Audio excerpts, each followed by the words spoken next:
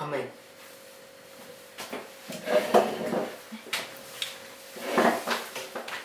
For the past few weeks, I was asked to do an afternoon question and answer session, which I've been doing. I think I've done 3 so far.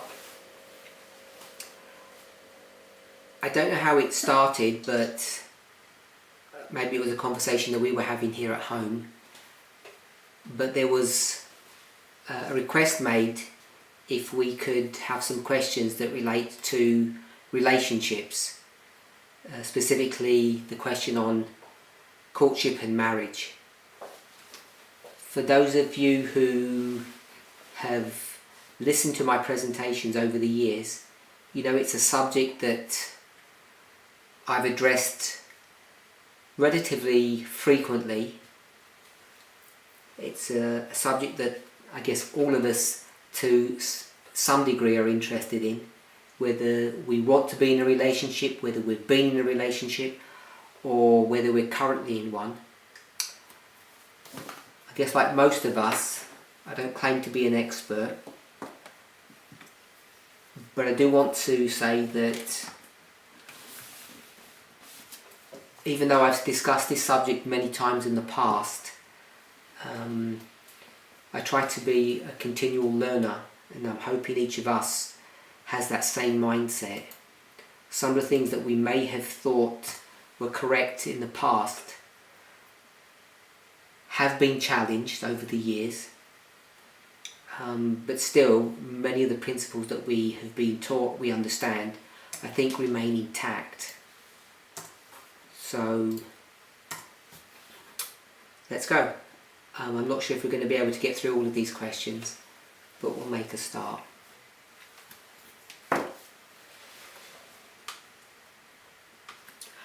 I don't know the names of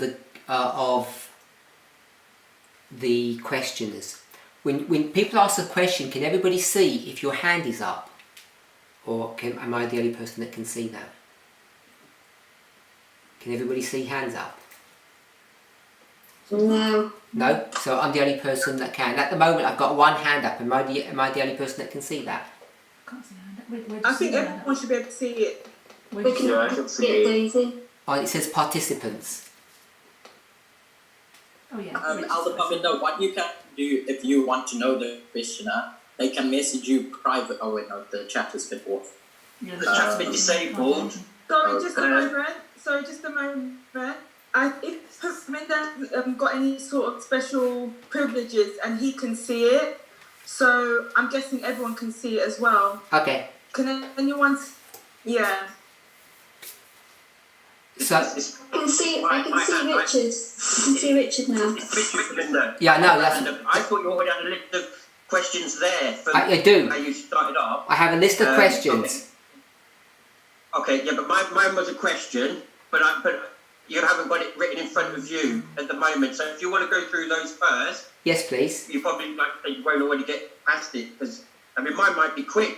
If you could, But it might not be. if you could, To 1 Corinthians 7:27 and 28. if you could message somebody. This is Leon. Well, you can't because it's been No. disconnected. If you message, say, Brother Leon on WhatsApp Or Skype. or I Skype don't use WhatsApp. or Skype, Skype it in. Yeah. he'll be able to he'll be able to write it and give it to me.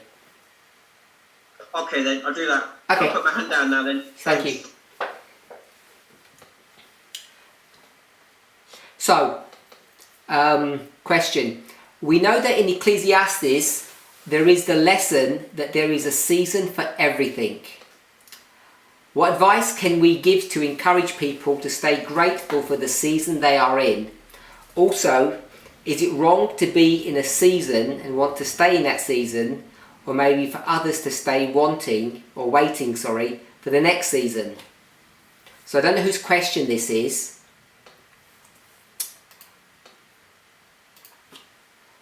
But if we can turn to Ecclesiastes,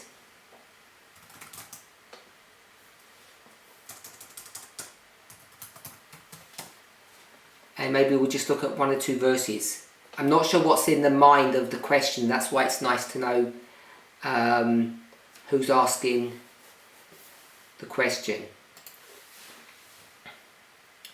So I think we're in Ecclesiastes. Sorry? It's my question, Sophie. Oh, hello, Sophie. Hello, happy summer. Your question.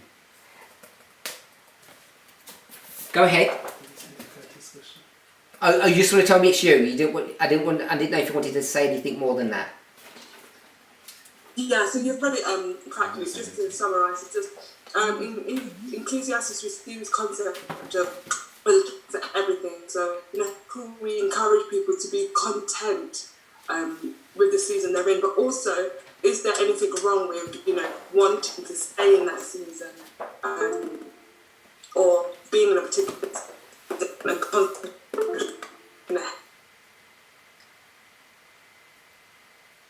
Has it changed? I don't know if it's changed. We're just checking something. Your default microphone has changed. Did I do it? I didn't think I touched anything. Oh, that's fine, yeah. Can you hear fine? Can you hear us? Is the audio okay? Yeah. Okay, so we're in Ecclesiastes 3. I think that's what you're referring to. Beginning verse 1.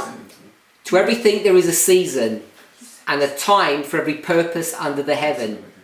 Time to be born, time to die, time to plant, time to pluck up that which is planted. Time to kill, time to heal. Time to weep, time to laugh, time to mourn. Time to break down, time to build up. Time to dance.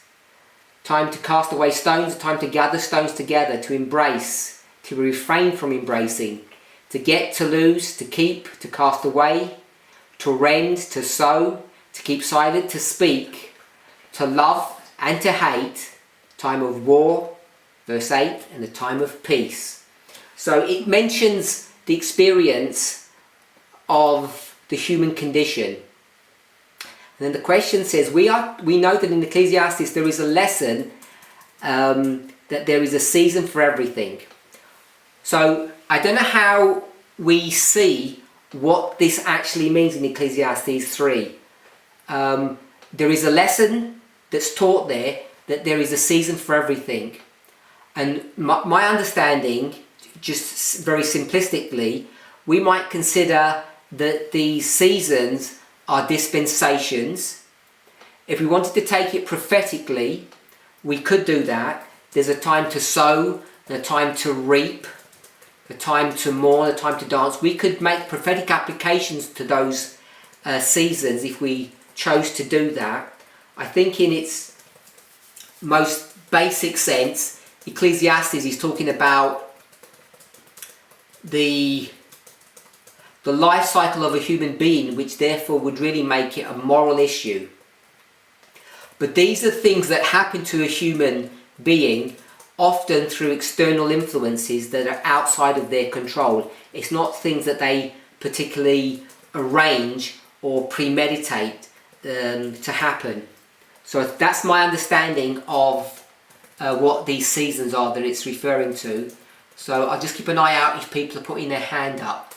I've got 24 participants, but I can only see maybe the first 18 because the other ones are on a different screen and sometimes I miss them. So if you're at the bottom and I'm not, and your hands are up, it may take me a bit of time to get to you because I don't see it straight away. So the question is, what advice can we give to encourage people to stay grateful for the season they are in? So I know many of us have this idea that we should be grateful for everything that we receive or the experience that we go through, but I'm not overly persuaded that, if you want to say it this way, in reality that we are grateful, or I'm going to suggest that even we ever should be grateful for some of these things. I'm not sure if in all of those seasons that we actually should be grateful for some of those things. So that's the first thing that I want to suggest, is that things happen to us, the loss of a loved one, a breakup of a relationship, things go wrong in our lives relatively frequently, and if we went through this list, you'll actually see that many of these seasons that this person is going through are contrasts. They're good and then bad, or bad then good. and I'm not fully persuaded that we should be grateful for all those bad ones that come upon us. I think we have to deal with them. It's nice to deal with them in a proper framework or a perspective, but I don't know if we should actually be grateful for them. So if you have a loss of a loved one, I don't know how grateful any of us would really be, however that loss occurs. So I don't know, as I say, if people want to comment, please feel free to, or Sophie, if you want to say anything. So the first question is, what advice can we give to encourage people to stay grateful? And I'm not sure if I would encourage people to be grateful that they've lost their child, or their marriage is broken up, or they've lost their best friend, or things have gone bad. We can help people or try to encourage people to get through things, but I'm not sure how grateful we are. We're in a season now, Jacob's time of trouble, that we have lost many of our dear friends who have basically jumped ship, gone off the path, fallen into the wicked world below, and I'm sure none of us are grateful for that. We're having to deal with those things, but I don't know how grateful we are. Also, we're in Jacob's time of trouble. The point I was going to make an example, the season I'm in, I'm relating this to relationships. There is the season, and the subject of what we're talking about, courtship and marriage, is this season at the moment is Christmas, and I love it. I love being single. I believe that this is where the Lord wants me. I'm just so content where I am, and I'm so grateful for it, because the things that I'm doing now, I doubt I would be able to do them if I had children, or I could still do them, but it'd be as easy, as getting up, leaving, going to visit my mum, going to visit my dad, running two businesses. Like that's just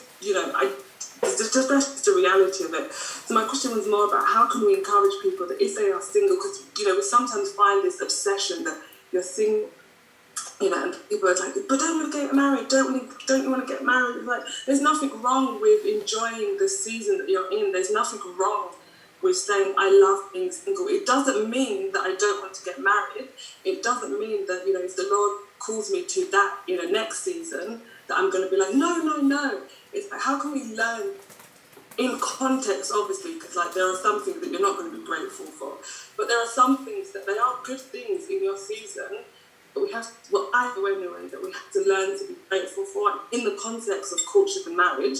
I think as a single woman, there is this pressure, to always be like, oh, when are you going to get married? But how about if I'm just grateful for the season that I'm in? I think I could have expressed it better than you, my sister. I understand better what you were asking, and I think you have actually replied or stated the answer to that question fairly well, that each of us does go through phases of our lives that people say that we should quickly get out of, or they find unhappiness in. And I think in most circumstances, through the life cycle of relationships, we should be able to find happiness or fulfillment, at least fulfillment, in those phases of our lives. So I think you've said that quite well, so I'm not going to add to that. Second question, or follow-up question: is it wrong to be in a season and want to stay in that season, or maybe for others to stay wanting the next season?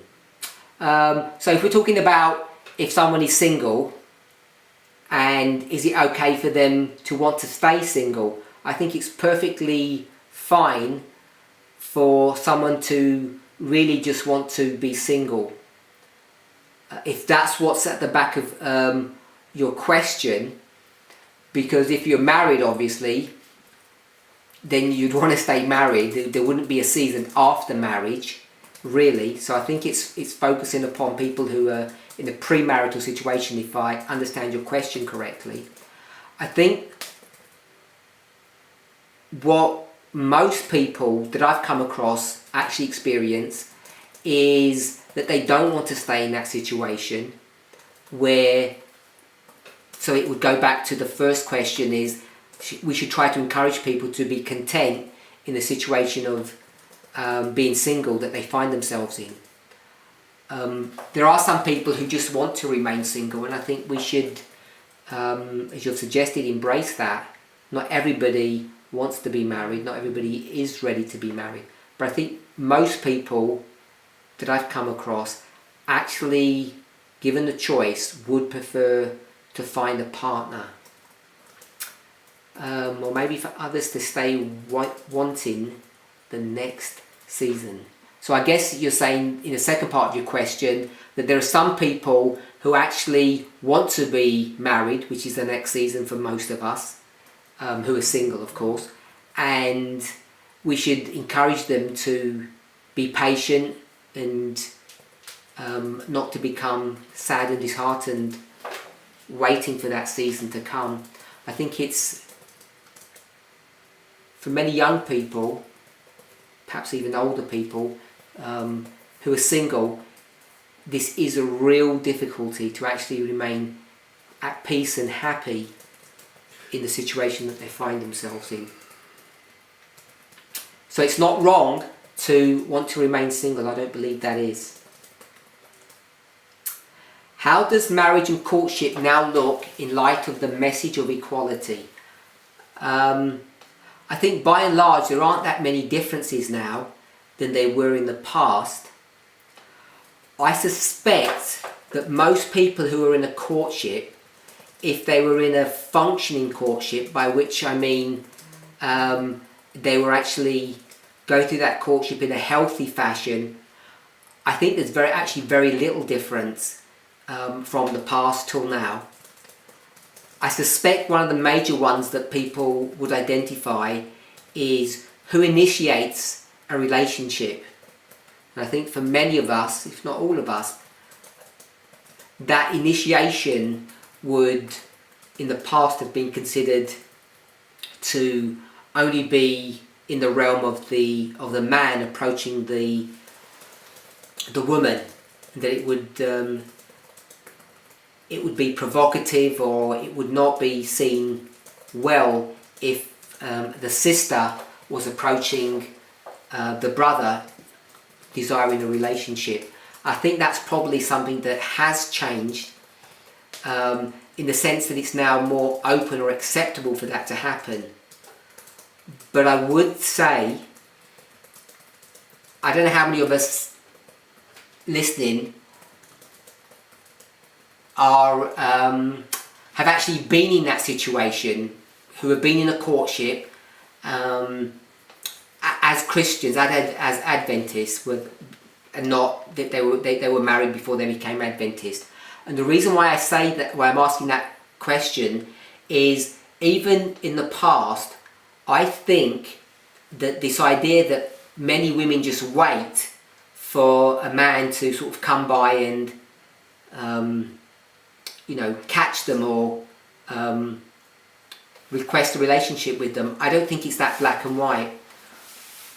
Most people who at least I know that have entered into relationships in this movement or as conservative Adventists, if I think about it from that perspective, many of them have developed a relationship beginning as friends. They met someone somewhere. That friendship developed, and then it got to a stage where someone would ask. 99% of the time in the past it would have been the man asking the woman if they wanted to enter into a courtship, into a serious relationship. But what I would say, that in many of the cases, at least the ones I'm familiar with, is that there was a two-way communication going on between that man and the woman. Even if it was unspoken, there was some kind of communication that the woman was letting that man know that she was interested, and that man was letting that woman know that he was interested, even if it was at an unspoken level, with body language, with facial expression, with their eyes.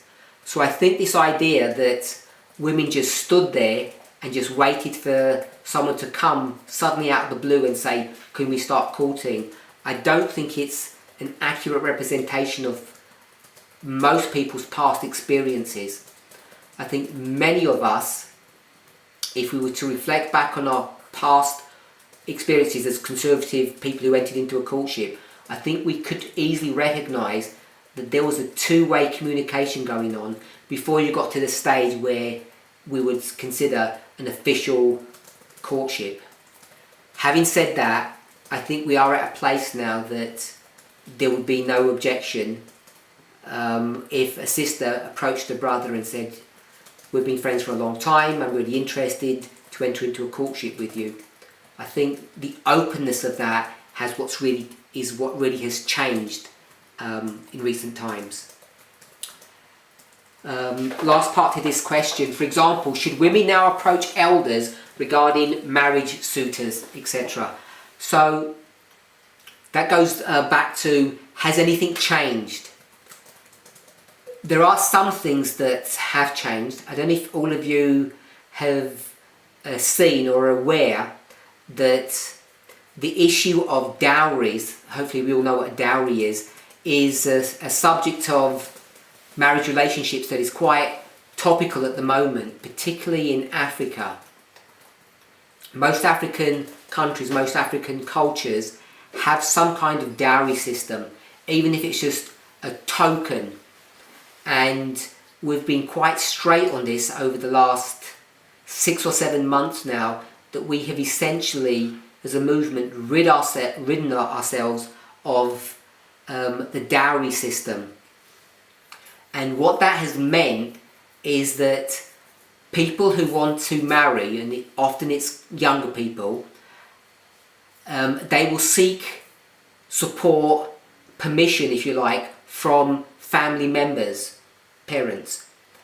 And in a situation where we're now saying that they're not allowed to exchange dowries between themselves, however that works in their particular cultures, parents may or may not be willing to accept that. In the vast majority of cases, they're not willing to. So we now have made what I would consider quite a substantial change in our thinking on this issue, that if people get to a place where they're at an impasse with their family, that the family are forbidding them from marriage, and we in the movement see no objection to that marriage, we're now allowing people the freedom to marry without parental permission when it comes to this issue of dowries. The question didn't refer to parents, but it said approaching elders. So yes, a sister can now approach, in the context of the question, an elder to say, I'm interested in this person, how do I go about taking the next steps? So I think that now is completely an acceptable proposition. Some people may question the necessity of actually even approaching, it says the elders, but I'll just say people in the movement. I still think there is a lot of profit, a lot of merit to receive counsel from spiritual leaders, people who are spiritually minded. They should theoretically be parents, but if they're not, people in the movement, to seek counsel for marriage.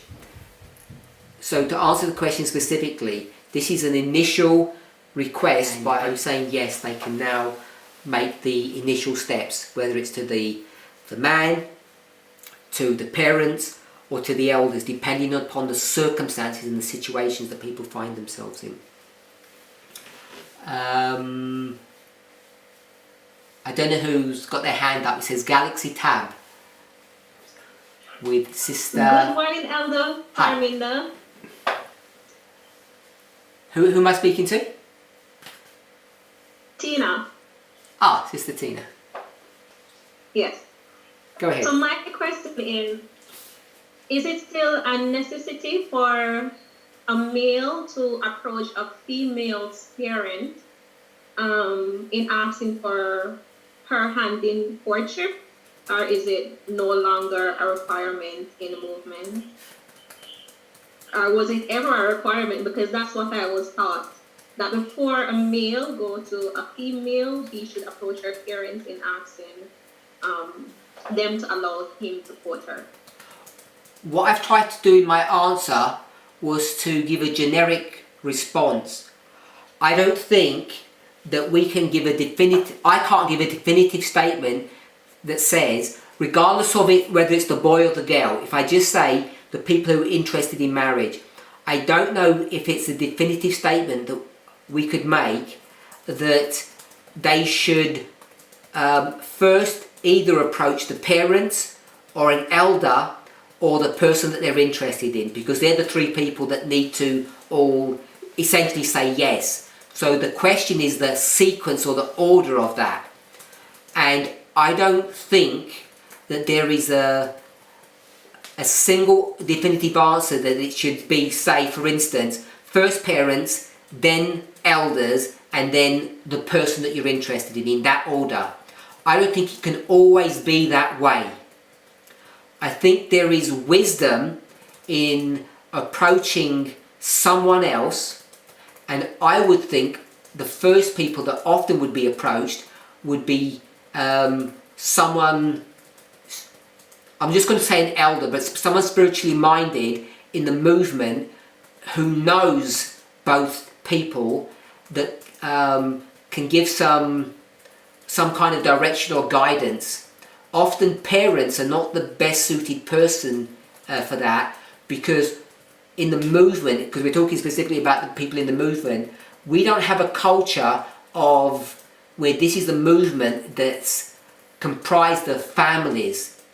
The vast majority of people in this movement are comprised of individuals, sometimes parents, sometimes children, sometimes individuals, but it's very rare that we have a complete family unit that's a functioning family unit, which means parents and children that are all fully engaged in the movement. It's pretty rare. So I don't think it's easy for us to say in the movement that we need to first approach a parent. I think often the people that we should be approaching first would be some spiritual leader in the movement that knows the other person that you're interested in, and you would ask them. It may be that you would first approach the person, so the sister might first approach the brother, or vice versa. Now that approach can look different depending on how that relationship has developed, because if they've been friends for 2 years, say, they will already know that they like each other, and it doesn't take much from an understanding that there is really a high level of desire between them for one of them to say that I really like you. And once that has happened, then the people may go to the parents or to an elder. So I don't want to be dogmatic that it has to be first the parents, then some other sequence. Whether or not it's the boy doing that work or the girl doing that work. A problem that you're going to be confronted with is, as I said, many parents who have children who are in the movement, the parents aren't. So I think they would find it very unusual for a girl to knock on the door of the parents or the boys and say, I'm interested in your son and I want to marry them, or I want to enter into courtship. I don't think they would understand what was going on. So I think there has to be a level of sensitivity and common sense that's applied to this. The way you frame the question is it still necessary for the boy to go to the sister's parents and ask permission? I think it should be done on both fronts, boy and girl. I think we have to be sensitive to whether or not those parents are in the movement. And I don't know if you asked this directly, but I'm just adding this in if you didn't, that I'm not suggesting that that's the very first thing that should happen. So basically, I think the inference to your question is the boy would ask the girl's parents first without her even knowing. I think that's what may be behind your question, and I'm not persuaded that that was ever the ultimate blueprint way of approaching things. I think it may have been what most people understood it, that would be the way to do it, but I don't think it was a law or thus saith the Lord, or some unvarying principle. It was just that seemed to be the norm. but I don't think there was some definitive rules, at least when people have asked me, or I've been involved in those situations. That has not been the case for many people that have entered into a courtship. There was an understanding between the two parties before they approached their parents, and often they would have consulted an elder or a spiritual friend or someone like that, either immediately before asking the partner or very soon afterwards. Does that answer your question, Sister Tina? Yeah, what's up, Parminder? Thank you very much. Okay. Sorry. Where are you from? Sorry, Sister Tina. Where are you from, Sister Tina? Pardon me? Where are you from? Oh, Jamaica. Ah, have we spoken before? I don't recall your name. Sorry. No, I go by many names. Oh, a woman of mystery and intrigue. Very good. You're welcome. So next time you'll give me another name. Okay, so I'm going to move on. If you are already married to someone who used to be in the message but is no longer in the message, how should we view that person? Should we view that person as an unbeliever? So I'm going to say the simple answer is yes, because if we just take the dictionary definition of believer, believer is not just a Christian, believer is not just an Adventist, believer is someone who believes a certain thing, and in the context of our study, it's someone who believes in this movement. And that's the framework of the question. You're married to someone who used to believe the message, but no longer believes the message. So, of course, they are an unbeliever. So I'm going to say yes, they're an unbeliever. So the rest of the questions on this that's related to this I don't think they're asking this. From what I can see, they didn't ask this question. But I'm just going to add this: the fact that a person is a believer or an unbeliever shouldn't really substantially change things in the ideal situation. Now, if I can find a Bible verse.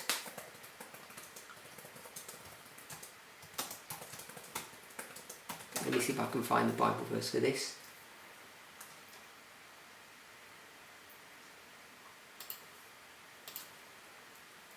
So,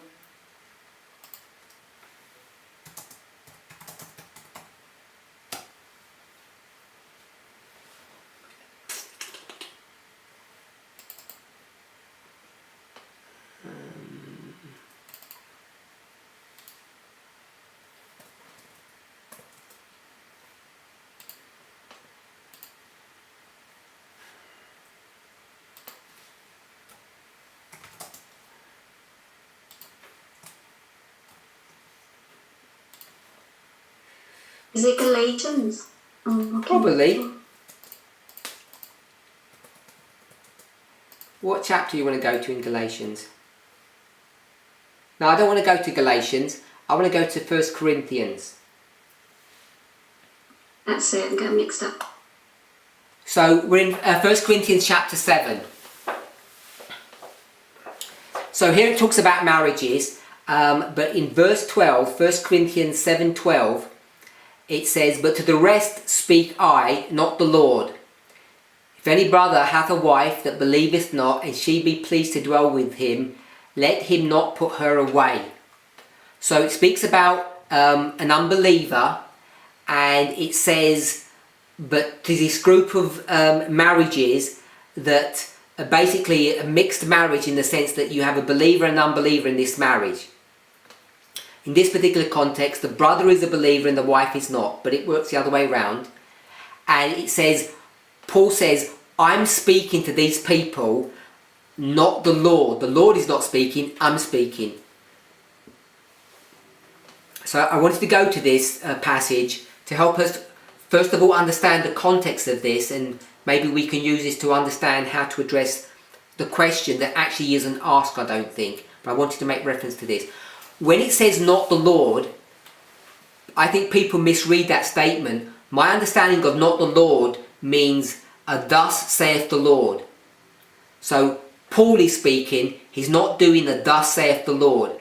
And the thus saith the Lord in Paul's framework, in his mindset, actually means it is written. So let me reframe or rephrase verse 12. Paul says, I am speaking, it is not already written. So whatever advice he is given, it hasn't been written. And if it hasn't been written, that means it's not in the Old Testament. And the reason it's not in the Old Testament is because everybody knew what the rules and regulations of marriage were, and we all do as well. That if you're a Hebrew, you are not allowed to marry outside of your faith. I think we all can accept and understand that. Now, in the Old Testament, if we just take the Old Testament, everybody is going to have one option. You're either a Hebrew, or you're an apostate, or a Gentile. There's no development of the Hebrew religion. It doesn't morph into something else. So you don't have this situation where you will have mixed marriages in that Jewish or Hebrew economy in the Old Testament. So they've never had a situation that basically you marry and then suddenly one of you changes religion or changes faith. That just didn't happen in the Old Testament. You're not a Hebrew and say, oh, I want to change religion and become a Buddhist. It just doesn't happen. What you do have is Jewish people, Hebrews, who go into idolatry or apostasy, and they may follow the Babylonian practices, but they were still considered Jews or Hebrews, but they were in apostasy. They didn't change their nationality, or what we might say, they didn't change their religion. They were just God's people who are in apostasy. Now when you come to the New Testament, it's a different dynamic. Now what you have is a situation where you've got, in the example A, which is the only one I'm going to give, Hebrews, Jewish people, we'll call them Seventh-day Adventists, and one of them changes their religion. They don't change from being a Christian to a Muslim. What they do is they change from being, I'm going to say, a Laodicean to becoming an Ephesian, or the Church of Ephesus. So you're going to leave Adventism and join this movement. And now you've got a situation which is the first time it's ever happened in the New Testament. You've got people who are going from the sacrificial way of doing things to, we'll call it the New Testament way of doing things, that Jesus is the sacrifice. There's a new priesthood, there's a new religion. So that's what Paul is dealing with when he says not the Lord. I just wanted to add that point in, because many of us are in, not many of, there is enough of us that are in this situation, and the numbers will just increase as time goes on, that we're really in the time period where 1 Corinthians 7:12 is now being fulfilled. Increasingly we find ourselves married to unbelievers, and that happens to many degrees. I don't think it's just black and white. You could be married to someone who professes to be in the movement tacitly, but their behaviour tells you outright that they're not in the movement, they're not believers. They don't complain, they're silent, they don't openly tell you that they're not part of the movement, but their whole demeanour, their whole behaviour, the whole way of living tells you that they're not in the movement. So I think it's quite common that people find themselves in this situation. So that's question one. What do you do when there is no longer intimacy in your marriage, and the intimacy that this person is thinking of is not sexual intimacy?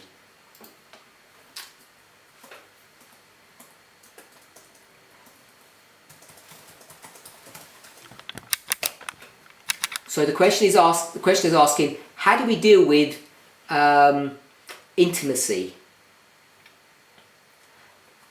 So if we're not going to talk about the physicalness of intimacy, sex basically, which is most often where people will go to, then we just want hopefully a very basic understanding of what intimacy is. So I'm just going to give a very rough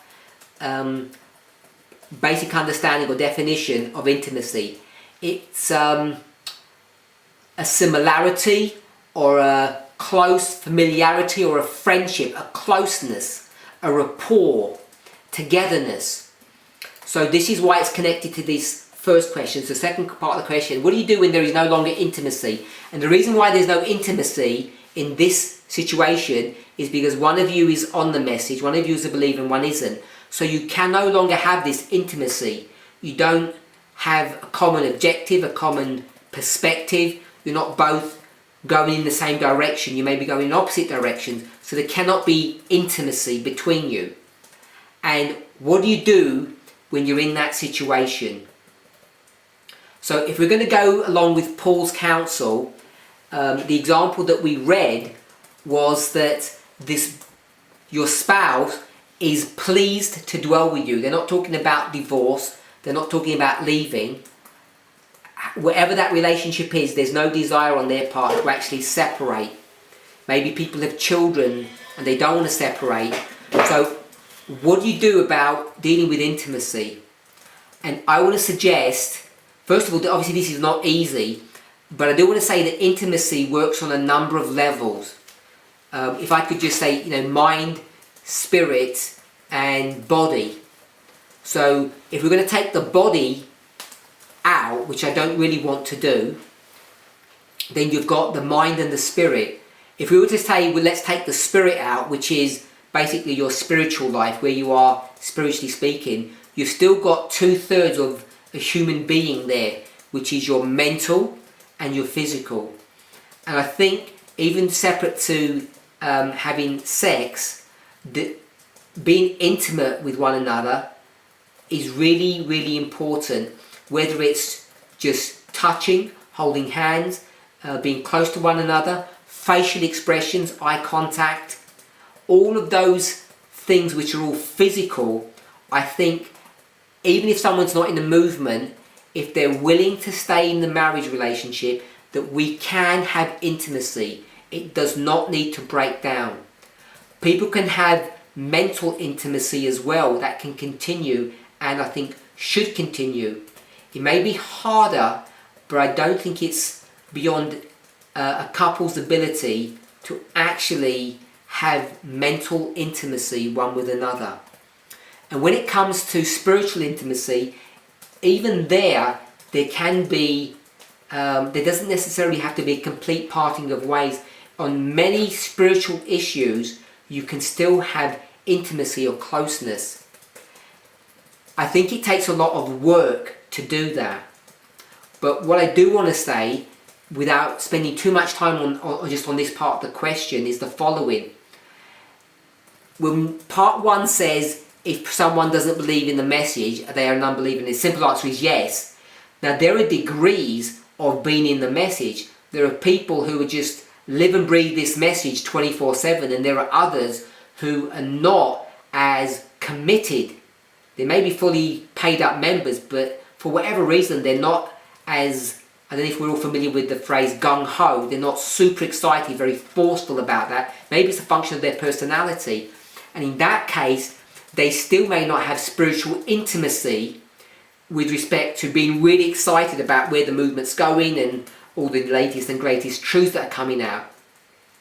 So I think everyone should have intimacy in their marriage relationship, both mental, physical and spiritual. I think it's achievable, but it takes work, and the strategies on how to have a functional marriage, I don't think obviously we can really address those issues in a Q&A like this, but what I want to encourage this person is with the following thoughts, that there are degrees of unbelief for one thing, and just because a person is a complete unbeliever, it doesn't mean that your relationship can be destroyed or is destroyed. I want to add one point here. This is about courtship and marriage. And I know that many of us in this movement today are leaning, maybe people will disagree with this, are leaning more about the factuality of it, not the correctness. That's what I mean. Whether you agree that it's correct to do that, I'm not saying, but maybe you don't agree that it's factually true, what I'm about to say. But I think more and more people are willing to look for help and support with third parties. The majority of people are doing that through what I'll just call self-help books. Some are good, some are mediocre, and some are dangerous. But there are many people who are using self-help books. There are others who are going to the next step and going to get professional help. Now, it's not my place, I'm not trying to make the point of the rights and wrongs of self-help books or getting professional help, but what I am saying is that I think people are much more open to the idea of that. I'm not saying it's right or wrong, I'm just saying that's a fact of where we are in our movement today. And the reason why I say that is I think there are well laid out strategies that are available. There is help available to teach people how to have intimacy in a marriage. And I don't think a couple have to be at the very edge of the cliff about to jump over and die before they can receive help. I think people can receive help wherever they are in their marriage, even if the person is not completely out of the message, out of the movement. I think many people do need help. If you were to read a book such as Mind, Character and Personality, book 1 and book 2 I think it is, I think many of the principles that are laid out there have been and continue to be verified and confirmed by science today. We'll call it the science of psychology. I think many of us are too afraid to consider the possibility that we can get help. I'm just going to call them, if I can call them scientists, if you allow me to use that phrase, from scientists.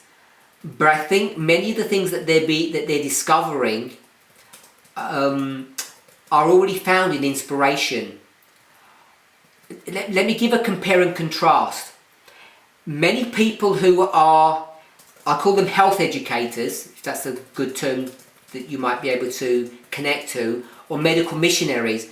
If you were going to do a medical missionary talk to a secular audience, I think that many people, like ourselves, if we were to do that, what we would do is we'd go to science and say, science confirms, or science says that smoking is bad for you. And by the way, we taught that 100 years ago. He said, smoking's good for you, that coughing clears out all the toxins in your lungs, so the more you cough, because the more you smoke, the better you are. Or a little bit of alcohol was fine. Whereas as Adventists, we were taught that it wasn't, and now science is catching up. And I think we use science in that way if we're going to promote or defend our health message. If we say we shouldn't eat this way, we'll go to science to prove that. And so we see science as our friend in medical, in a medical framework, but only when it becomes, or only when it deals with the physical. What I have noticed when it comes to the mental, we're not willing to go to science or to the medical field to get support, get help, get advice from the secular medical field when it comes to psychological and mental issues. We're still fixated about rigidly adhering to, I'd say, a Christian perspective. And I think the reason why that is self-defeating, if not downright harmful, is that most of us have read the Spirit of Prophecy quotes that talk about receiving mental assistance or offering mental assistance, mental help. I think we've misread those things. If I can say in a really broad brush fashion, so I don't spend ages looking at discussing this point, many of us will take the position based upon our cursory reading of inspiration to say, if we pray hard enough, if we study the lines long enough, that we will receive healing from God and will be essentially cured. Now, none of us will take that same position on health. None of us would say, if you study the lines long enough, but you eat some bad food, that you will be saved from cancer.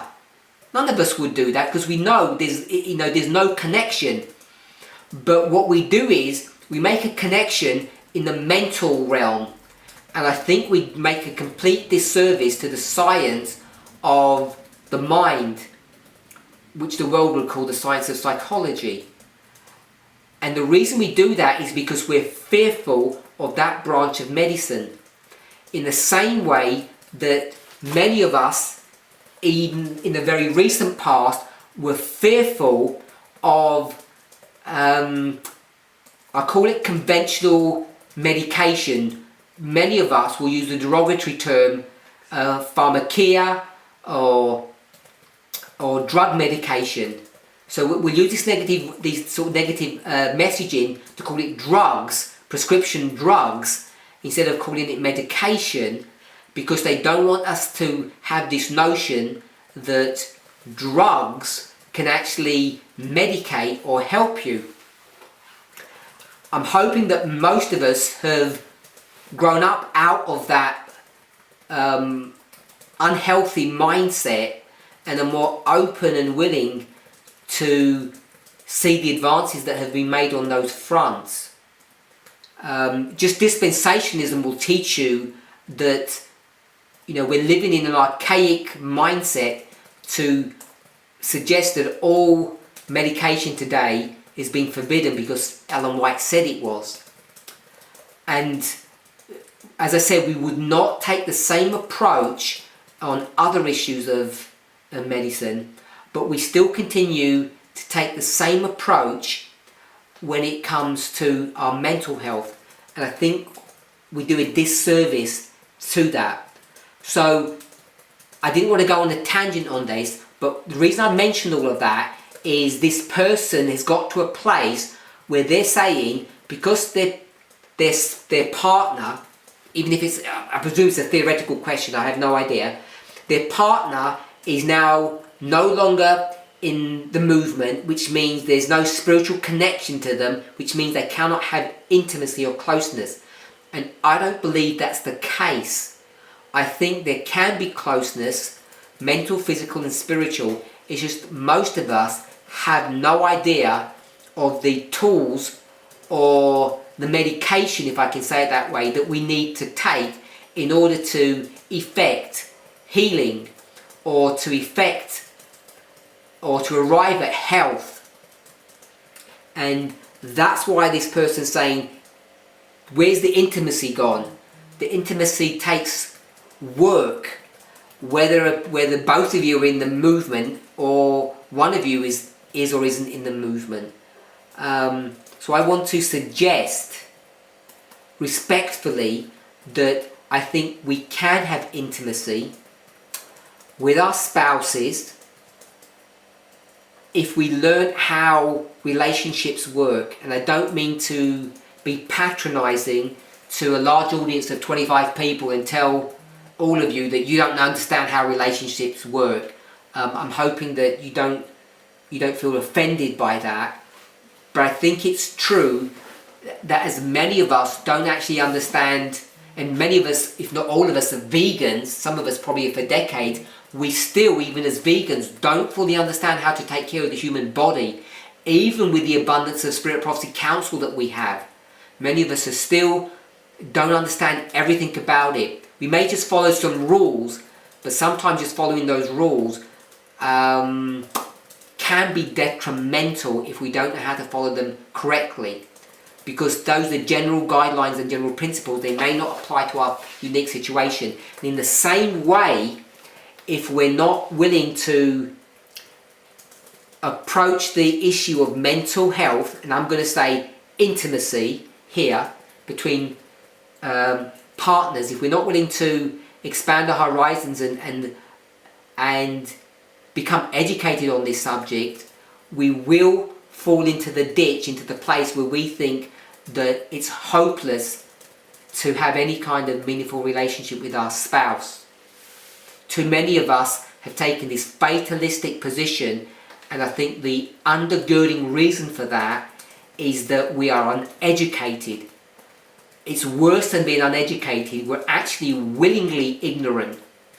And our willingness to be ignorant is based upon our unwillingness to look at the science of relationships, to be unwilling to look at the science of the mind and see how it merges or really connects or confirms with our health message, in the same way that we would deal with meat eating and smoking and alcohol and exercise, all of those things, natural remedies, the 8 doctors, however you want to see it. We know that science has caught up, and when we speak to people in the world, we use that as an educational tool, but we're unwilling to do that when it comes to the mind. And I think it's not helpful to do that. So I can't see anybody's hand up. Sorry, Elder Parminder. Yes. Sorry, I don't have the ability to raise my hand in Zoom. Sorry, just to ask, and I know this is somebody's question, I'm not trying to add to their question, but say if their question was dealing with no physical intimacy, what would we advise? What would be the counsel from the movement in that respect? Because I know that for some people, some marriages, it can be the physical that's not there, and which is a struggle. So, as a movement, what would we say about that? When you say physical, do you mean sex or do you mean touching? Yeah, but both what you meant. Okay, so more the first one though. Okay, I think I know we're in a movement, in an environment that speaks about equality, and I don't want to diverge onto that subject, but I think there are many misunderstandings about equality. I want to make this as a statement. A cursory reading, which means a superficial reading of Spirit of Prophecy, will teach you the following error. It's an erroneous position, I think, that we shouldn't rely upon feelings. When I mean it's an erroneous position, it's basically a paraphrase of a Spirit of Prophecy quote that she says quite often we should base things upon principles, not upon feelings, things like that. But I think it's an erroneous position, and what I want to say to that is the following: that we really are emotional machines. We're driven by emotions. Everything about us is all emotional, and what we're required to do is nurture, which means to take care of those emotions in a respectful and responsible fashion. For instance, if you're angry and feel like shouting, it's a natural thing to have anger. It's a requirement to have anger. It's part of our construction. We're built to have anger as part of our being. What we're required to do is manage that anger. Not required to go into surgery and have anger cut out of us somehow. I'm hoping that most of us can accept that at face value. So if that's the case, what we need to do is, when we start talking about emotions, we need to know that emotions are obviously a non-physical part of our being. You can't cut out an emotion, it's there. It's part of our being. It's non-physical. But there is an interplay between the physical and the non-physical. And if you've watched any presentations on the nature of man, I've addressed that issue frequently, and I've tried to illustrate it with various models. If you've ever watched some of those presentations, one of the ones that I've used is a sponge. If I could say that the sponge is your body and the water that can soak into a sponge is your spirit, you can see that there's an interplay between the two. The sponge holds the water, the body holds the spirit. Now the spirit is not some blob in you that's, in your stomach or sits in your heart or is in your brain. That spirit doesn't work like that. It's diffused throughout your being. I don't understand how that works, but I think the analogy of the sponge and the water works. That water will be distributed evenly through the sponge. Now the reason why I make that analogy is if you take the sponge and you begin to twist it, because you can't twist the water, you cannot manipulate water, but you can manipulate a sponge. So can I just grab that sponge? When you start distorting the sponge, distorting the body, you will distort the water, which means you'll distort the spirit. This is the mind-body connection that I think is really important for us to understand. Now the reason I want to make that is because I just want to make one statement, that part of this physical thing that we are isn't just bone and muscle. I don't just mean it in that way, like organs. There is also this physical thing which is hormones. Hormones are physical things. And hormones, if you consider this as a hormone, not your leg or your arm or your mouth, if you speak badly, your spirit will get warped. If you look at something in the wrong way, your spirit will get warped. We can understand it at that level. But if this is a hormone, and if your hormones are out of control, out of balance, it will affect your spirit. So the reason I say that is one of the things that distinguishes men from women, not in a very basic and crude fashion, is their hormones. Most of us know that we've got two major hormones, estrogen and testosterone, and in a very basic way, I think most of us know that men have got more testosterone and women have got more estrogen, but it's a very fine balance between the two, and it's far more complex than I know and that we're going to talk about now. But those things do make a difference in our emotional response at a number of levels. I want to say it that way. So the reason why I say that is that often men and women, when we deal with this level, with this subject of intimacy, can approach it at a hormonal level in a different way. There are slight differences. Enough of that point that the way that we can approach it just from our gender is different because of a hormonal response. Now it's not that black and white because hormones are a sliding scale. Hormones vary on an hourly basis, for sure if you're a woman on a monthly cycle. Testosterone varies through the age of a person. Both in men and women, testosterone lessens as they get older. It affects many things like libido, both in men and women. But what I wanted to say with respect to all of that is, if we're going to talk about sex, intimacy at that level, many people, men and women, but particularly women, struggle to have sex as the number one entering wedge or vehicle to establish intimacy. Now, I'm not saying it's that black and white, it certainly isn't. But there are subtle differences. But if we put the subtle differences aside, what I want to suggest is this, that in order to have proper intimacy, which is not purely self-seeking, but which is giving and sharing, then that intimacy must first be exhibited or shared at an emotional, or what I'll call a spiritual, some people might call it a mental level.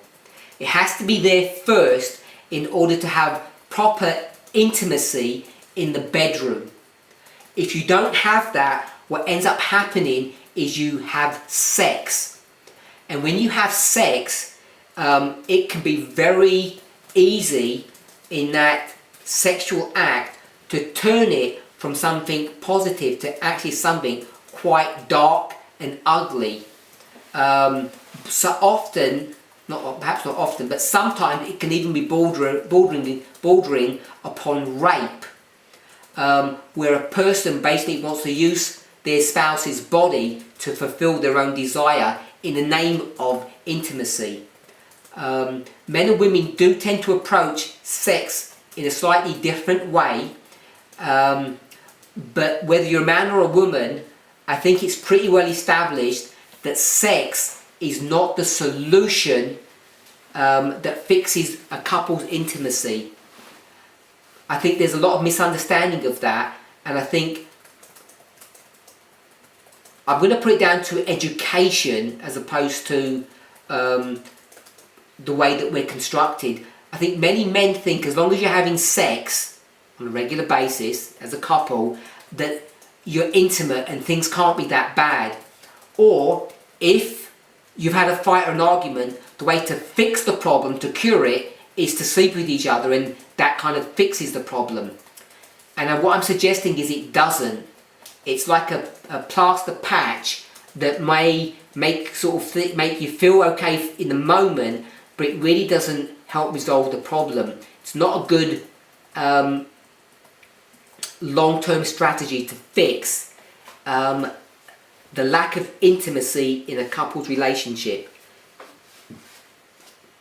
And I think for those of you who are married or have been married or who have had sex, you will know that just having sex doesn't fix the problems. The problems don't go away, they just resurface, sometimes minutes after sex, sometimes even during the sexual act, because the lack of emotional intimacy can actually show itself through that sexual act, and people can often not enjoy it, which is why I said it can end up, if we're not careful, bordering upon rape. The way men's and women's bodies are constructed, the way they're put together, the way people get to the stage of arousal, the way orgasms work, all of those are different between men and women.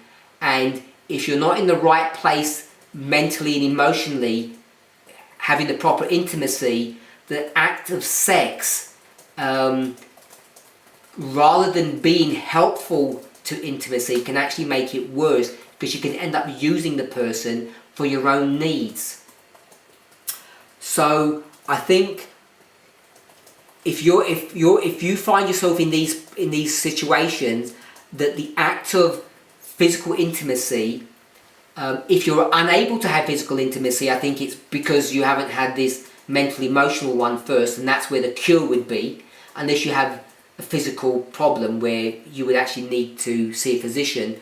But if you want to try to bypass emotional mental intimacy and jump straight into bed, it may be a quick fix for both of you. Often it isn't. Often it's only a quick fix for one of you, but at best it only is that, a quick fix. It does not sort out the problem. It doesn't go away. You're always going to come back to square one. And after a while, for those of you who are in a marriage situation, you know that it's very difficult to keep sex interesting or exciting. It can become, and often does become, mundane, especially if you don't have a mental emotional connection. I don't know if I fully answered the person's question, or sorry, Daisy's question. I hope I did. But I'm going to move on, because I did spend a bit of time on that. If you do not have an outlet to counselling, what do I do for intervention if things are not getting better? So I did answer a little bit of this in the first question about counselling. So I'm going to try not to repeat that. I think our perspective on counselling actually is archaic, and read archaic to mean wrong. If you and I were ill, even if you're not going to get or take the recommended medication from your GP, from your doctor, you would still try to go and get a diagnosis. Most of us would do that on a physical level. But when it comes to a mental / emotional level, too many of us are unwilling. We're scared to actually get mental help for a mental condition. Many of us think it's sin to be depressed. I know some Christians, even in the movement, that think it's sin to commit suicide. I've heard that a number of times. It just shows us the level of ignorance that people have, for them to even not only verbalize it, but to think that it's sin to commit suicide. It's just a gross misunderstanding of human nature and a gross manipulation of God's word to say such things, in my opinion at least. Didn't Ellen White say despondency is sin? I can't hear what you said, sorry? Didn't Ellen White say despondency is sin? Yeah, so, she also said it's a sin to not keep time or to be late. I think what we need to do is be really careful about taking Spirit of Prophecy quotes and generalizing them, taking them out of their context, or not actually understanding what Ellen White's saying. So to say despondency is sin, I think is a gross misunderstanding of exactly what despondency is, how it's created, what causes it. It's like saying, Ellen White says we should always smile and always be cheerful, and it's a sin not to be cheerful. I think that's just to be frank, I just think it's crazy. It's not living in the real world of human beings. I think it's living in this I agree with you, but I think we're only just starting to understand that we have to look deeper into what she says, and this is the whole problem. Sure. So yes. So I agree with you. We have to be careful how we take these statements and use them. So the questioner is asking, what happens if you don't have counselling? So what I'm saying is that I think it's a wrong approach to say that counselling is sin or wrong. Counselling in Ellen White's day and age was a fledgling science. We could call it a pseudoscience, but so was much of what was going on in the world then. Much of medical science was pseudoscience. Science has come of age, if I can say that, and so has Adventism, so is this movement. We too have come of age, and that works both on the physical realm and the mental realm. So I want to just say that